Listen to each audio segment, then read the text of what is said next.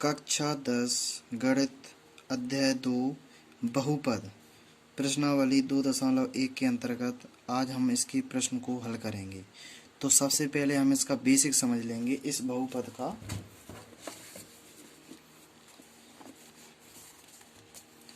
यहाँ पर हम बेसिक समझेंगे, इसके बाद जो हमारी एक्सरसाइज है 2.1 उसको हम हल करेंगे। तो सबसे पहले हम इसका बेसिक समझेंगे।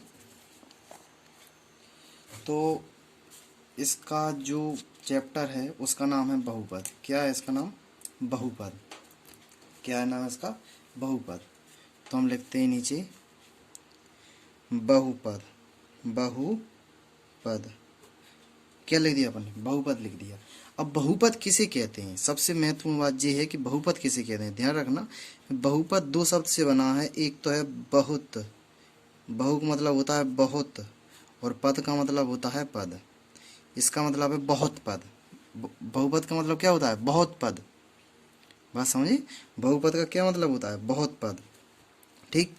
तो अब हम देखेंगे कि बहुपद होता क्या है। तो बहुपद जैसे हमें कोई शब्द दे रखे, जैसे कोई अंक दिया, जैसे px को भी हम बहुपद मानते हैं। तो जिसमें 2x, ये भी एक, जिसमें एक पद या एक से अधिक पद हों उसे हम क्या कहते हैं? बहुपद कहते हैं। तो यह भी एक बहुपद है, ये भी एक बहुपद होगा। क्या होगा? ये भी एक बहुपद होगा। और तो इसकी घात कितनी होगी? एक। कितनी होगी? एक। तो बहुपद वो कहलाता है, ध्यान रखना, बहुपद वह कहलाता है जिसकी घात एक धनात्मक पूर्णांक हो। क्या हो? एक धनात्मक पूर्णांक। अब आप कहेंगे धनात्मक पूर्णांक इसमें तो है ही नहीं, तो इसमें हम क्या करेंगे? इसमें करेंगे x की घात हम 0। कितना करेंगे? 0। x की घात हम 0 करेंगे तो x की घात 0 का मान कितना होता है? x की घात 0 का जो मान होता है उसका होता है 1। क्या होता है? 1 होता है। तो एक हम इसका गुणा करेंगे तो 1 ही तो बनेगा। तो ये इसका एक धनात्मक पूर्णांक है। ध्यान रखना कि धनात्मक पूर्णांक, धनात्मक पूर्णांक घात होती है, घात होती है। एक बात ध्यान रखना कि जब भी कोई पद दिए होंगे तो पूछेगा कि बहुपद है या नहीं, तो ध्यान रखना कि उसकी जो घात होगी वो होगी धनात्मक पूर्णांक। अब धनात्मक पूर्णांक क्या होते हैं? जो धन के होते हैं और पूर्णांक भी होते हैं। 1 2 3 4 5 6 0 ये धनात्मक पूर्णांक होते हैं। -1 -2 ये ऋणात्मक पूर्णांक होते हैं। तो हम बात कर रहे हैं धनात्मक पूर्णांक। कैसी कर रहे हैं? धनात्मक पूर्णांक की। तो जब अपना एक क्या हुआ? एक बहुपद हुआ। ठीक है। और बहुपद को हम px से भी दर्शाते हैं, gx से भी दर्शा सकते हैं। ये अपना बहुपद हो गया। अब जैसे अपन को दे रखा है, एक और दिया, जैसे ये दिया है 2x² प्लस 3x प्लस 1। क्या ये बहुपद है? हाँ बहुपद है। बहुपद है, हाँ। यहाँ पर घात कितनी है? हाँ धनात्मक ही, हाँ पूर्णांक भी है, हाँ। तो सत्य है। इस पर कितनी है? 1। यहाँ पर x की घात 0 कर सकते हैं, और x की घात 0 का मान कितना होता है? 1 होता है। तो हाँ यह भी एक बहुपद है। हाँ ठीक, ये भी अपना एक बहुपद हुआ और ये भी अपना एक बहुपद हुआ। ठीक।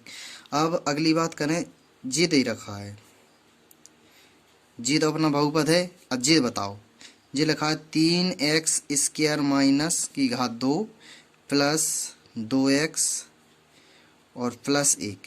क्या ये बहुपद है? क्या ये बहुपद है? ये बहुपद नहीं होगा। क्यों नहीं होगा? क्योंकि इसकी जो घात है, इसकी जो घात है वो ऋणात्मक पूर्णांक है। क्या है? एक ऋणात्मक पूर्णांक है, इसलिए यह बहुपद नहीं होगा। यह बहुपद नहीं होगा। तो बहुपद की जो मेन परिभाषा होती है वो ये होती है कि इसकी जो घात होती है वो धनात्मक पूर्णांक होती है। हर एक पद की घात होती है वो धनात्मक पूर्णांक होती है, और जिसमें एक से अधिक पद होते हैं वो बहुपद कहलाता है। ठीक ठीक। अब बहुपद को दो भागों में डिवाइड किया गया है। पहला है पदों के आधार पर, पदों के आधार पर, पदों के आधार पर। पहला तो दिया है पदों के आधार पर, और दूसरा करेंगे हम घातों के आधार पर। घातों के आधार पर, घातों के आधार पर। पहला तो है पदों के आधार पर और दूसरा है घातों के आधार पर। ठीक, तो पदों के आधार पर क्या होता है और घातों के आधार पर क्या होते हैं देखते हैं। तो पहले देखते हैं हम पदों के आधार पर। तो पदों के आधार पर रहेगा एक पदीय, एक पदीय बहुपद, एक पदीय बहुपद। क्या हुआ? एक पदीय बहुपद। अब एक पदीय बहुपद किस में कौन सा होगा? जिसमें एक पद हो, नाम से ही कंप्लीट है। जिसमें एक पद हो उसे क्या कहते हैं? एक पदीय बहुपद। जैसे ये 2x दिया है तो ये एक पदीय बहुपद है। नहीं आ रही समझ में? जिसमें एक पद हो उसे हम एक पदीय बहुपद कहते हैं। ठीक, दूसरा द्विपदीय, द्विपदीय बहुपद, द्विपदीय बहुपद। ठीक, अब द्विपदीय बहुपद क्या होता है? द्विपदीय बहुपद जिसमें दो पद हों, कितने हो? जिसमें दो पद हों प्लस वन, जिसमें दो पद हों वो द्विपदीय बहुपद कहलाता है। ये भी अपना पद है क्योंकि इसमें x की घात 0 कर लेंगे तो 0 हो जाएगा, तो उसका मान 1 होता है। तो ये अपना द्विपदीय है कि नहीं? हाँ। और अगला है अपना तीसरा त्रिपदीय, त्रिपदीय बहुपद, त्रिपदीय बहुपद। त्रिपदीय बहुपद क्या होता है? जिसमें तीन पद हो। क्या हो? जिसमें तीन पद हो। आप यहाँ px या gx कुछ भी मान सकते हो। ठीक है, इसे px से दर्शाते हैं तो मैंने px ही ले लिया। इसे हम लिख सकते हैं 2x² प्लस 3x प्लस 1। जी त्रिपदीय हो गया।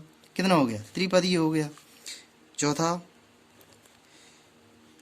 चतुर्थ पदम, चतुर्थ पदीय, चतुर्थ पदीय बहुपद, चतुर्थ पदीय बहुपद। तो चतुर्थ पदीय बहुपद क्या होता है? जिसमें चार पद हों। किसमें घात? जिसमें चार पद हों। जैसे जैसे लिखेंगे हम px बराबर 3x की घात 4, 2x की घात 3 प्लस 2x की घात 2 और प्लस 1। जी अपना हो गया। कितना हो गया?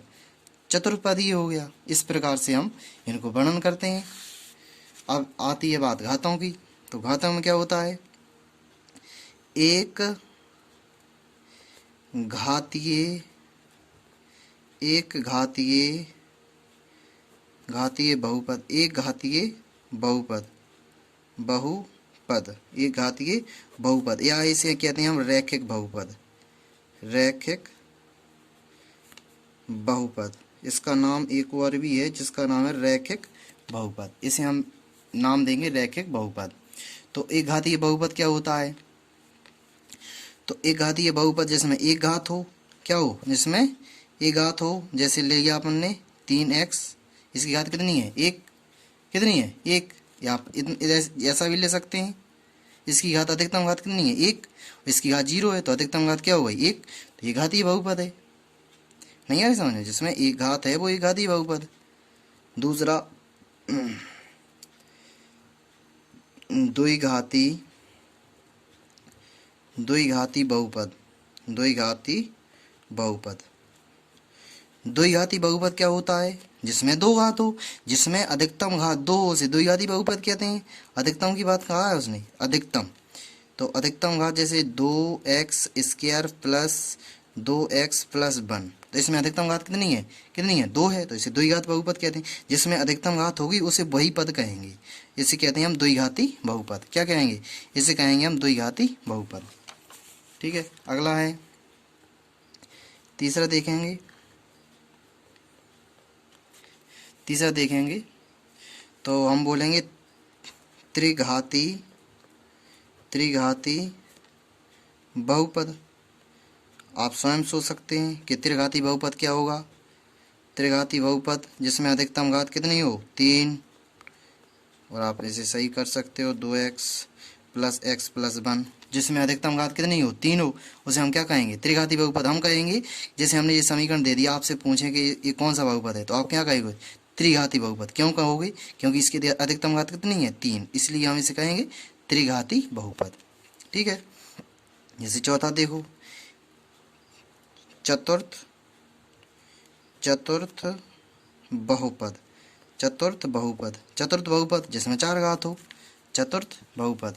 जैसे पी एक्स लिख देंगे 4 जोन सा 4x प्लस 3x की घात 3 प्लस 2x की घात 2 प्लस x प्लस 1, जिसमें अधिकतम घात कितनी है 4, तो उसे क्या कहेंगे हम चतुर्थ बहुपद, चतुर्थ घातीय, सॉरी यहाँ घातीय कर लेना, चतुर्थ घातीय। ठीक है, इसे कहेंगे हम चतुर्थ घातीय बहुपद। क्या रहेगा, जिसमें अधिकतम घात कितनी हो 4 हो, तो हम क्या कहेंगे चतुर्थ घातीय। नहीं आई समझ में जी अपना। इस प्रकार जो हमारा बेसिक था वो हो गया। अब हम देखते हैं इसका अगला कि बहुपद के शून्य क्या होते हैं। बहुपद के शून्य क्या होते हैं, बहुपद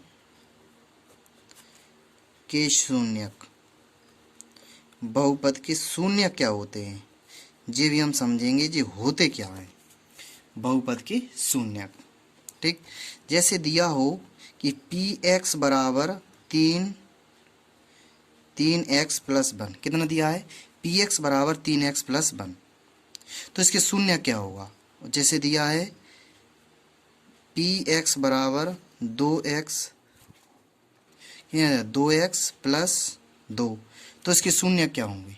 तो ध्यान रखना कि शून्य वह होते हैं कि x का ऐसा मान जो उसके पूरे मान को 0 कर दे, बहुपद का शून्य कहलाता है। जैसे x का मान जो इसको शून्य कर दे, जो पूरा शून्य कर देगा, x का ऐसा मान रखेंगे कि जो x इसका पूरा मान है उसे हम 0 बन जाएगा। ध्यान रखना, x का ऐसा मान जो इस पद को पूरे को शून्य कर दे वो शून्य कहलाते हैं। जैसे हमने लिख लिया, यहाँ पर लिखा है, जैसे हमने यहाँ पर लिखा है पी एक्स बराबर 3x प्लस 1 लिखा है, पी एक्स बराबर 3x प्लस 1। ठीक, तो हम पी एक्स को 0 मान लेंगे। पी एक्स बराबर क्या रखेंगे 0 रखने पर, पी एक्स बराबर 0 रखने पर, तो हम पी एक्स यहाँ 0 रख देंगे, तो 0 बराबर क्या बनेगा 3x प्लस 1, तो ये आ जाएगा 3x प्लस 1 बराबर 0, तो ये रहेगा 3x बराबर इधर पहुँचेगा -1 हो जाएगा, तो x बराबर ये हो जाएगा -1/3। तो x का मान कितना आ गया -1/3।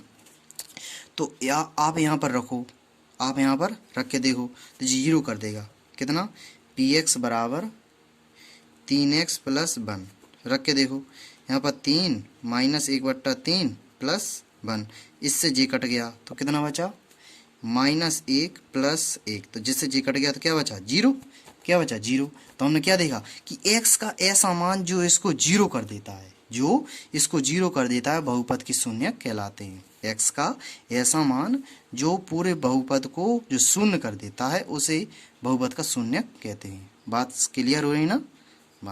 ठीक, ठीक है। अब हम समझेंगे बहुपद के शून्यकों का ज्यामितीय अर्थ। ठीक है, बहुपद को हम एक ग्राफ के रूप में भी बनाकर उसके शून्यकों को ज्ञात कर सकते हैं। कैसे कर सकते हैं, हम पढ़ेंगे बहुपद के शून्यकों का ज्यामितीय अर्थ क्या होता है। बहुपद के शून्यकों का ज्यामितीय अर्थ, तो देखते हैं कि हम ग्राफ के द्वारा बहुपद कैसे निकाल सकते हैं। तो यहाँ पर हम लिखेंगे, तो हम देखेंगे कि हम किस प्रकार निकाल सकते हैं बहुपद का जो ज्यामितीय रूप में। तो जी हमने ले लिया, तो हम शून्य निकालेंगे। यहाँ पर लिखेंगे हम बहुपद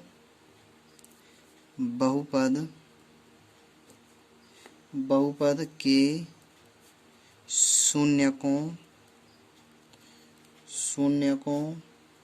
का ज्यामितीय अर्थ। बहुपद के शून्यकों का ज्यामितीय अर्थ, इसे हम समझेंगे कि इसके द्वारा हम शून्यक कैसे निकालेंगे। ठीक, तो अब देखिएगा, जैसे यहाँ पर हमने लिख दिया, हमने ले लिया कोई पी एक्स बराबर 2x माइनस 4 ले लिया। कितना ले लिया पी एक्स बराबर 2x माइनस 4। तो हम इसके अलावा हम टेबल बनाएंगे, इसमें हम x और y के मान रखेंगे, x और y के मान रखेंगे। जैसे यहाँ पर रख दिया हमने x और यहाँ पर रख दिया हमने y। ठीक, तो हम मान रखेंगे। ठीक, क्या रखेंगे हम? मान रखेंगे। कैसे रखेंगे? यदि हमने x का मान 0 रखा, क्या रखा? x का मान 0 रखा, समझिए बात का। यहाँ पर हमने x का मान 0 रखा तो यहाँ पर भी 0 हो जाएगा, तो ये 0 हो जाएगा। कितना हो जाएगा? 0 हो जाएगा, पूरा टोटल 0 हो जाएगा। तो y का मान कितना बचेगा? ओनली कितना बचेगा? -4। कितना बचेगा? -4। और x का मान यदि हम 1 रख दें, इसकी जगह पर 1 रखेंगे तो y का मान कितना हो जाएगा? यहाँ पर हो जाएगा -2। कितना हो जाएगा? -2। 1 रखेंगे तो 2 एकम 2, और जी प्लस की संख्या छोटी है, माइनस की बड़ी, -2। यहाँ पर यदि हम 2 रखें, यहाँ पर यदि हम 2 रखें तो जी कितना हो जाएगा? 0 हो जाएगा। तो बचेगा कितना अपना? यहाँ पर 2 रखें तो 4 हो जाएगा, 4 में 4 से कट जाएगा तो क्या बचेगा? 0। ठीक है, इसका मतलब कि हम चेक करेंगे तो सबसे पहले x का मान जी रहा 0, x का मान जो पॉजिटिव है ये हमने 0 जी रहा। ठीक, x का अपना जी रहा। ठीक है, y का मान कितना है? -4, तो y माइनस जे कौन है? जे। y का मान कितना है? -4। कितना है अपना? -4। नहीं आ रही समझ? ये अपना -4 हो गया। ठीक, अब x का मान 1, x का मान 1 धनात्मक जी रहा अपना, x का मान जी रहा और -4 जी रहा। और y का मान कितना है? -2, तो y का मान कितना है? -2। x का मान अपना है 1, सो जी रखा आपने, और y का मान कितना है? -2, तो अपना -2 जी रहा। ठीक है, -2 जी रहा। और x का मान अपना 2 है, कितना है? 2, सो हमने जी रख लिया। ठीक, और इसका मान है 0। इस प्रकार हमारा जी एक बिंदु बना। तो इसका रहेगा इतना, यहाँ पर जी यहाँ से आ जाएगा यहाँ, और जी बनेगा यहाँ से यहाँ। तो हमारी एक रेखा बनेगी, देखो यहाँ से हमारी एक रेखा बनेगी सीधी इस बिंदु से जाते हुए। तो ये हमारी एक रेखा बनेगी कुछ इस प्रकार की। ठीक, ये हमारी एक रेखा बनेगी जो x का मान 2 पर दर्शाती है। x का मान कितना है? 2, और y का मान कितना है? 0। तो ये अपने शून्यक प्राप्त हो गए। ठीक, यहाँ पर सीधा कर लीजिएगा, आप स्केल से कीजिएगा, सही हो जाएगा। हमने स्केल से नहीं किया, डायरेक्ट किया है। तो जी अपना 2 हो जाएगा, जी अपना 0 हो जाएगा। x का मान 2 है और जिसका मान 0 है। तो हमने देखा कि बहुपद के शून्यकों का ज्यामितीय अर्थ में हमने ग्राफ के द्वारा भी हमने बहुपद निकाल लिए। अब हम इसके प्रश्न को हल करेंगे। और एक बात और बता दें आपको कि शून्य बहुपद क्या होता है? शून्य बहुपद, शून्य बहुपद, शून्य बहुपद क्या होता है? जो शून्य हो, क्या हो? जो शून्य हो उसे क्या कहते हैं हम? शून्य बहुपद कहते हैं। ठीक, हाँ। और अचर बहुपद, अचर बहुपद, अचर बहुपद, अचर बहुपद, अचर बहुपद क्या होता है? अचर बहुपद क्या होता है? जिसमें अचर पद हो, क्या हो? अचर, नाम से ही कंप्लीट है अचर, जिसमें अचर है, क्योंकि आप इसका x का मान 0 भी रखोगे तो उसका मान भी 1 होता है, इस वजह से अचर। इस प्रकार से हमारा जो इसकी बेसिक जानकारी थी वो हमने प्राप्त कर ली है। अब हम इस